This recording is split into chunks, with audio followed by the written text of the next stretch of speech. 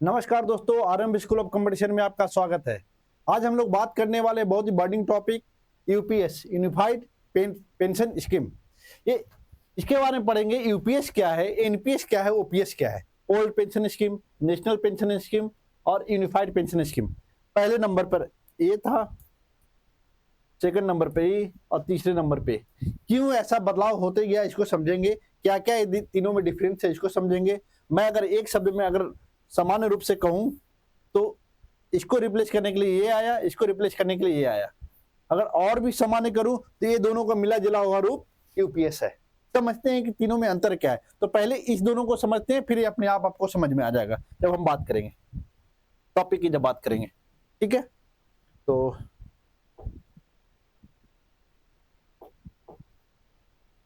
देखो, सबसे पहले ये चीजें हैं, इसके 6 फीचर्स हैं यूपीएस के। और ये 6 फीचर्स हैं क्या। एक एश्योर्ड पेंशन की बात करता है, फैमिली पेंशन की बात करता है, मिनिमम पेंशन की बात करता है, इन्फ्लेशन के आधार पर आपको पेंशन में बढ़ोतरी किया जाएगा। दूसरी बात, डीए आपको दिया जाएगा और लंप सम अमाउंट भी आपको एक मुश्त में दिया जाएगा। ये सारे फीचर्स है इसके यूपीएस के। लेकिन पहले समझेंगे कि यूपीएस के पहले जो एनपीएस और ओपीएस था, इसमें क्या डिफरेंसेस था उसको समझते हैं। आखिर क्यों ये लाया गया उसको भी समझेंगे।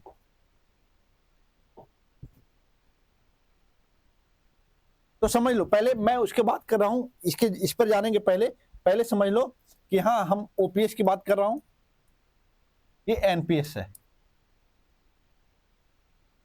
ओपीएस की जब बात करेंगे तो सबसे पहले समझो कि इसमें कंट्रीब्यूशन सरकार का पूरी तरह होता था। इसमें एम्प्लॉय का कोई कंट्रीब्यूशन नहीं होता था। पूरी तरह से कौन था, गवर्नमेंट सारा का सारा देता था।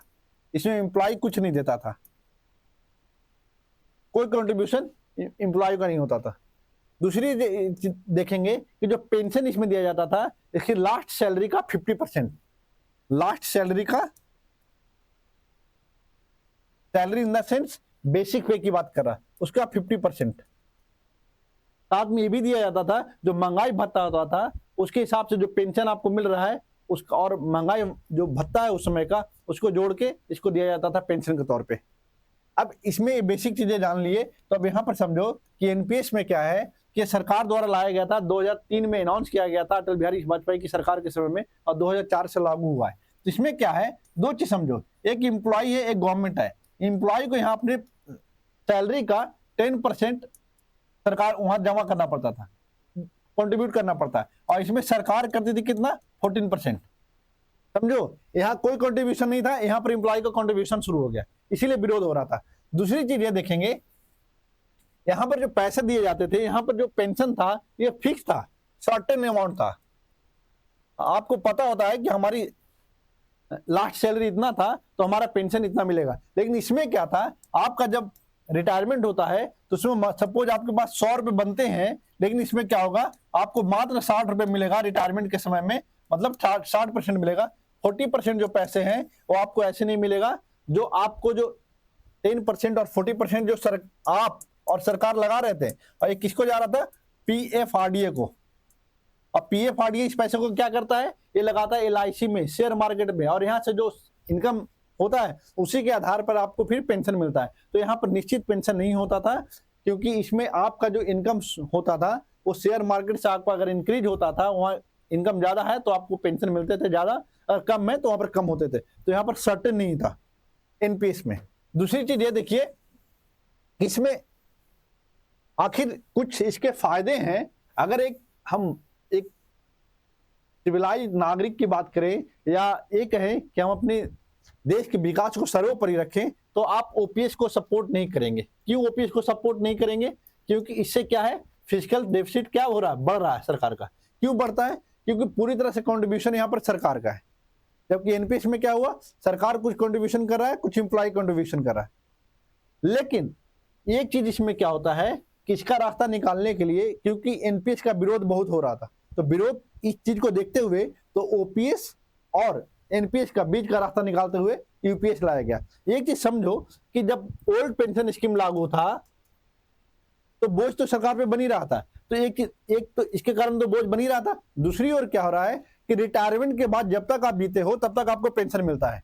तो पुराने समय, अगर आज से 30 साल 40 साल पहले की बात करें, तो उसमें लोगों की मृत्यु जल्दी होती थी, लाइफ एक्सपेक्टेंसी जो थी कम थी। अब क्या है, लगभग 69 ईयर है एवरेज, 69 ईयर एवरेज है। तो इसमें क्या हो रहा है, अगर कोई 80 साल 85 साल 90 साल जी रहा तो सरकार को उतना समय तक आपको पेंशन देना पड़ता था, समझ रहे हो आपको। तो ऐसे क्या होगा, सरकार पर और ज्यादा बोझ बढ़ रहा है, तो सरकार कुछ तो रास्ता निकाले, ऐसे तो सरकार फिस्कल डेफिसिट में जाएगी। अब आपको पता है सरकार पैसा कहां से देगी, जो उसके पास इनकम है उसी से पैसा देगी।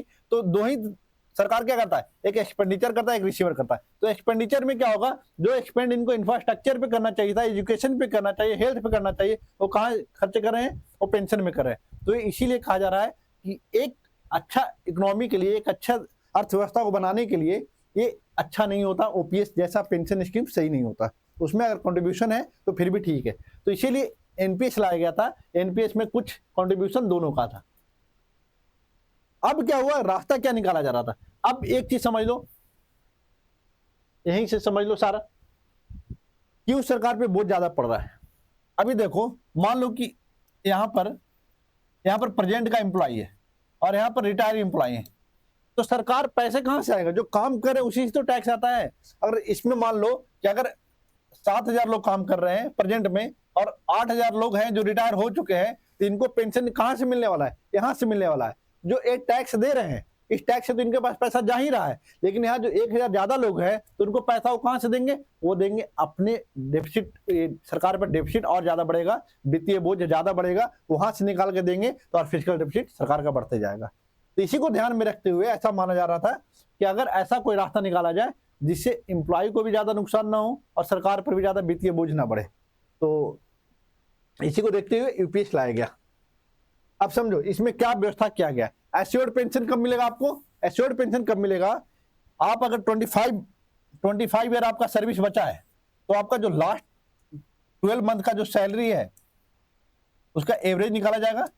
एवरेज निकाल के, और किसका एवरेज निकाला जाएगा, आपका बेसिक पे का 12 मंथ का सैलरी का एवरेज निकाला जाएगा और उसका 50% क्या होगा, आपके सैलरी पेंशन के रूप में मिलेगा। और पेंशन में ध्यान रखिएगा कि डीए भी मिलता है। डीए क्या होता है कि महंगाई भत्ता जो है साल में 2 बार निकाला जाता है और उसी जो भी तय होता है उसमें पेंशन में आपको ऐड होकर मिल जाता है, ठीक है। तो ये 25 साल अगर आपका सर्विस है तो आपको 50% सैलरी मिलता है पेंशन के रूप में। अब दूसरी ओर देखेंगे कि अगर आपको 25 साल नहीं है, आपको उससे कम का सर्विस है, तो आपको क्या करेगा, एक मिनिमम सर्टेन अमाउंट आपको मिलेगा। वो मिनिमम क्या है, अगर 10 साल से कम आपका सर्विस है तो आपको एक मिनिमम अमाउंट मिलेगा जो सरकार द्वारा तय किया गया है, 10,000 रुपया, ठीक है। ये बेसिक चीज आपको ध्यान में रखना है। अब दूसरा देखो, आप फैमिली को मिलेगा, जो एम्प्लॉय है ही और सी और जो हो, अगर उनकी मृत्यु हो जाती है तो उनके फैमिली को मिलेगा क्या, उनको उनका जो, अगर किसी को पेंशन मिल रहा है 50,000, 50 के साल पेंशन मिल रहा है, तो इसका जो 60% है इनको मिलेगा पेंशन ग्रुप में, इनके फैमिली को। अगर इनकी मृत्यु हो जाती है तो लगभग 30,000 इनके परिवार को मिलेगा। तो फैमिली भी एश्योर हो गई पेंशन के मामले में, ठीक है। यहां से सरकार सबको एक तरह से कहीं ना कहीं एश्योर कर दे रही कि आपको चिंता करने की जरूरत नहीं है, हम व्यवस्था कर रहे हैं। दूसरी ओर देखेंगे, हमने बोला था मिनिमम पेंशन। मिनिमम पेंशन का मतलब क्या हुआ, एक चीज समझिए, आप देख रहे होंगे कि अक्सर बहुत सारे जो एम्प्लॉय हैं, बहुत सारी नौकरियां जो निकल रही है कॉन्ट्रैक्ट बेसिस निकल रही है। तो सरकार ने आपको, मैंने जैसा पहले बताया था कि अगर आपकी 25 साल नौकरी है, सर्विस बचा है, अगर जॉब ज्वाइन करते तो 25 साल आपकी बचती है, तो आपको 50% आपके बेसिक पे का पेंशन मिलेगा। लेकिन यहाँ पर क्या, जब कॉन्ट्रैक्ट बेसिस पे आप ज्वाइन करते हो, सपोज आप कॉन्ट्रैक्ट बेसिस पे ज्वाइन किए, आप कॉन्ट्रैक्ट बेसिस पे ज्वाइन कर लिए जॉब, और आपको 25 साल की उम्र में आपने जॉब ज्वाइन किया कॉन्ट्रैक्ट बेसिस पे, और आपने क्या किया, 45 साल तक कॉन्ट्रैक्ट बेसिस पे काम किया। अगर 60 साल तक आपको मिलता है तो आपके पास कितना बचता है, 15 ईयर और बचता है। अगर कॉन्ट्रैक्ट बेसिस पे कर रहे हैं तो सरकार पर कोई लायबिलिटी नहीं होता कि वो आपको पेंशन दे। लेकिन जब चुनाव का वक्त आता है और सरकार पर इस तरह का प्रेशर बनाया जाता है कि हमारी नौकरी को परमानेंट किया जाए, अगर न्यायालय उसको परमानेंट करने का भी कुछ ऑर्डर देता है, अगर वो परमानेंट होते हैं तब भी अगर इनके पास अगर 25 साल नहीं है तो उनको 50% सैलरी का बेसिक पे का तो मिलेगा नहीं। और ठीक है, दूसरी ओर क्या है कि सरकार के पास क्या है, ऐसा नहीं कि पीछे का जो इन्होंने काम किया है उसके लिए इसको सरकार को पैसा देना पड़ेगा, नहीं देना पड़ेगा। इनको सिर्फ 15 साल के लिए जो पेंशन बनेंगे उसको दिया जाएगा। और मिनिमम पेंशन सरकार कितना तय की है, 10,000 रुपया। इसीलिए ऐसा हुआ कि इन जैसे लोग जो कॉन्ट्रैक्ट बेसिस पे जो ज्वाइन करते हैं और बाद में परमानेंट होते हैं, तो ऐसा ना हो कि उनके हाथ कुछ ना लगे, उनको भी मिनिमम पेंशन दिया जा रहा है ताकि अपने आने वाले भविष्य में वो अपने आप को सुरक्षित महसूस कर पाए। ठीक है, अब देखिए एक चीज और समझना आपको,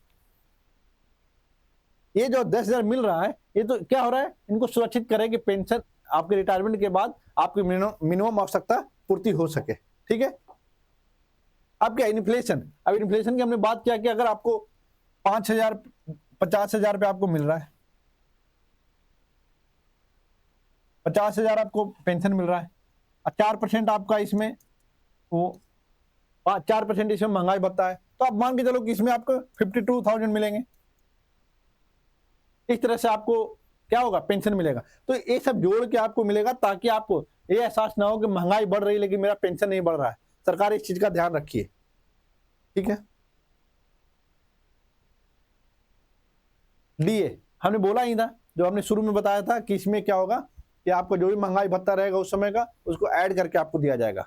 एक लमसम अमाउंट का भी बात किया था हमने, जो उसी समय बता दिया कि एक मुश्त राशि दिया जाएगा आपको, जबकि एनपीएस में व्यवस्था नहीं था। उसमें आपको अगर 100 जो एक मुश्त राशि की जो बात थी, अगर 100 रुपये थे आपके पास, तो क्या हो रहा था, आपके रिटायरमेंट पे 60 रुपया मिल रहा है और 40 रुपया कहाँ जा रहा है, पीएफआरडीए के पास है। वो आपको पैसा कहाँ लगा रहा है, शेयर मार्केट में, एलआईसी को, इंश्योरेंस में, ये सब में आपको लगा रहा है और वहां से जैसा इनकम आ रहा है उसी हिसाब से आपको पेंशन मिलेगा। वहां फिक्स नहीं था लेकिन ओपीएस में फिक्स था। अब यहाँ भी सरकार ने क्या किया है, अब इसमें समझिए कि सरकार ने यहाँ क्या किया है, जो चेंजेज किया है, यहाँ पर चेंजेज ये किया है कि सबसे पहले समझ लीजिए कि सेंट्रल गवर्नमेंट में अभी 23 लाख लगभग एम्प्लॉय हैं और सारे 23 लाख क्या होंगे जो एनपीएस के तहत हैं, वो सारे के सारे यूपीएस में आ जाएंगे, यूपीएस में आएंगे। साथ ही जो एम्प्लॉय